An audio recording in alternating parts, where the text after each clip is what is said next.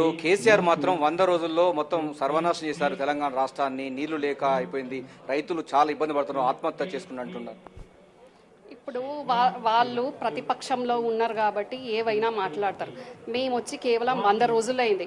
100 రోజుల్లో గత 10 ఏళ్ల పాలకుడు చేయని కూడా మేము ఈ 4 నెలల్లో ఈ 100 రోజుల్లో మేము చేస్తున్నాం, చూపిస్తున్నాం. ఇప్పుడు కాలం లేక ఏదో పచ్చగున్న దగ్గరికి ఒక ఎండిపోయిన దగ్గరనే సెలెక్ట్ చేసుకొని సెలెక్టివ్గా వెళ్ళి ఇవి వరి ఎండిపోయింది అని అదొక ఎట్లా అనంటే అదొక స్ట్రాటజీగా వాళ్ళు వెళ్తున్నారు, మైండ్ గేమ్ తోటి తప్ప.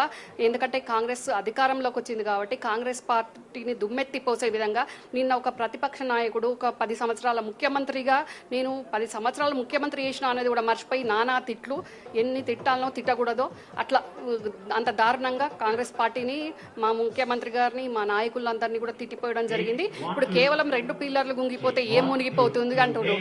మరి ఆ 2 పిల్లర్లు కుంగిపోయే ఈ రోజు అంత ఇబ్బందిగా ఉంది మేడిగడ్డ ప్రాజెక్టుకు. మరి ఇంకా వాళ్ళ విధానాలను తప్పిపుచ్చుకునే విధంగా వాళ్ళు ప్రాజెక్టు ఎవరికైతే ఇచ్చిండ్రో వాళ్ళ వైఫల్యమా, ప్రభుత్వ వైఫల్యమా గమనించకుండా ఎంతసేపు ప్రభుత్వంలో కాంగ్రెస్ పార్టీని తిట్టే విధంగా ఈరోజు గత ముఖ్యమంత్రి ఆయన విమర్శిస్తున్నారు, ఆయన అసహనాన్ని ప్రదర్శిస్తున్నారు.